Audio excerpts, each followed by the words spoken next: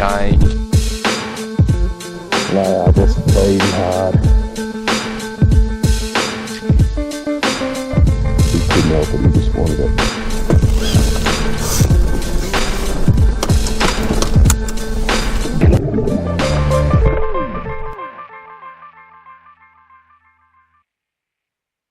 The top water issue here this year with it not working as much, like we've said before, it has to be a result of the pressure, like Definitely. because it's considerably less top water bites this year. You can see it on social media. Not as many people are getting them.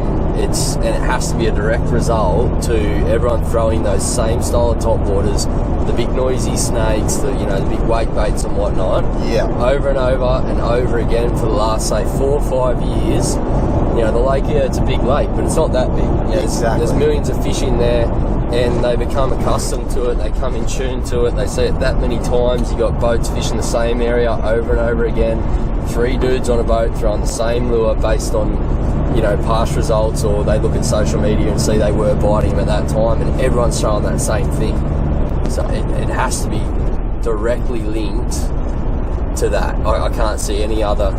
Yeah, it's something that's bound to happen with that style of lure too, because like a top water, same thing that we talk about all the time, is so curiosity driven that it's not like when they see that swim bait come through that perfectly replicates everything that they always eat and have always eaten their whole life. When the top water runs through, they don't really know what it is. They're not eating it necessarily because they're hungry. They eat it because they want to check it out. It's completely curiosity driven. But they get a lot of time to look at it as well. They analyse it. Time to look at it, and the noise of it's so recognisable. So none of the top waters, apart from your frogs and that sort of thing, are silent. So exactly, it draws their attention straight away, and it's such a recognisable sound, especially when you look at the snakes and that sort of thing.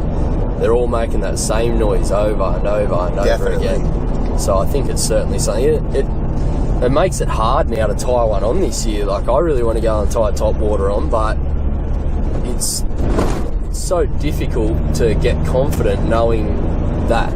We're always trying to step out of the box and throw that something a little bit different. We've had the success the last couple of trips on those more silent subsurface, like the soft swim baits that are. Yeah. That they're not a recognisable noise. They're not like a hard swim bait or anything like that. Yeah, exactly. They're so different and so perfectly imitating what's swimming around. It comes back a lot to what we were talking about earlier with programming fish. Like, they're getting so used to seeing that thing run through all the time. That's not necessarily something that's a main part of their diet.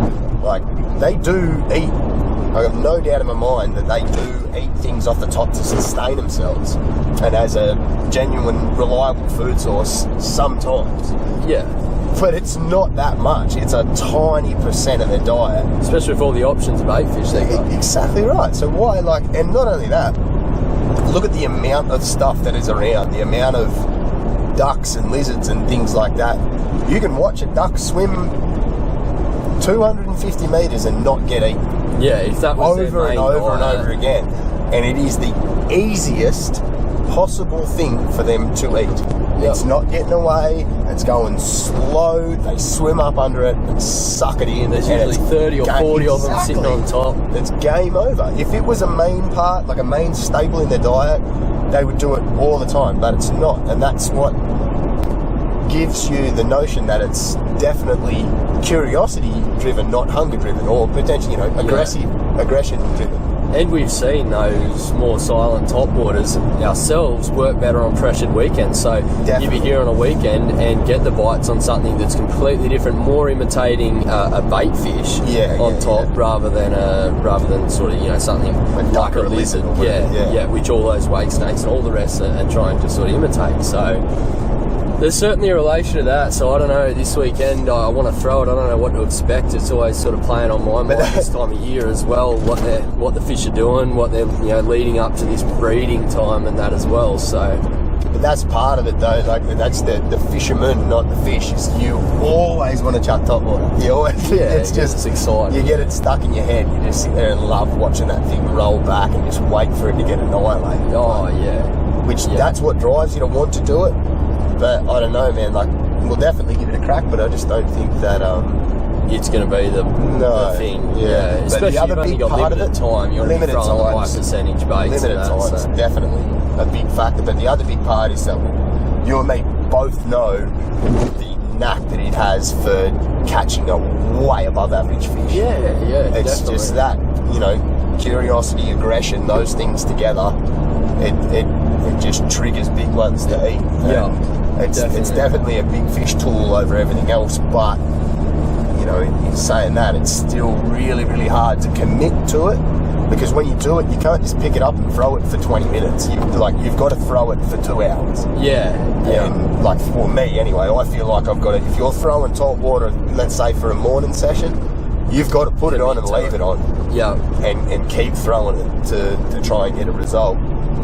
And it's really, really hard, because you'll go through those periods in that session where you just think to yourself, I should have something else on, this isn't right, or And then whatever. the back of your mind's like, well, next cast could be a fuck 20. Exactly, but you're umming and ahhing the whole time, and I hate that. When I've got something on, I just want to be Confident. this is it, this is all I want to throw, and you'll feel it every single time when you have success, or even just any result, is when you are 100% dialed in and zoned in on that one product, one tool that you're using.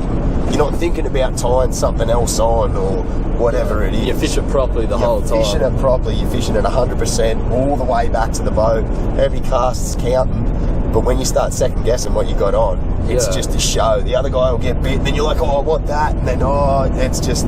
It becomes a nightmare so quickly. Especially like where I suppose we've been talking about where we want to fish and that, knowing that the pressure really, like since last trip we done here, it was only just starting to kick off in that area, and knowing just from talking to guys how many people have been fishing that area, we know what everyone's going to be have thrown on it. Because it's exactly a lot of guys throw the same stuff over and over again, so it's going to be a hard decision to make. I think the probably real big indicator for me is over the last particularly 2 years here is that not many dudes catch them on top water at night time. Like when it's dark. I don't mean an hour after light or an hour before. I mean at 11 o'clock when it's dark.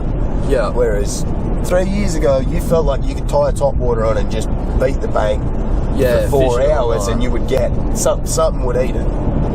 And I think that's like the first indicator that it's definitely slowing down. And when I say that, like I'm sure that there are periods throughout the season that it peaks, it ebbs and flows, you know what I mean? The top water thing 100% goes a bit better, but I think as an average, it's definitely come back. It's definitely slower than what it was 3 years ago.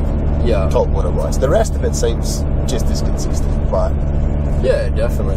I think the other probably big part of it is water levels as well, and the impact that weed beds have on fish positioning. Yeah, we don't have that relate weed to a growth. top water bite, and the weed growth just isn't there in most of the lakes around New South Wales. Yeah, you could definitely put a direct impact there, because those years that it was just off its head, there was there's weed, it's just everywhere, you know what I mean?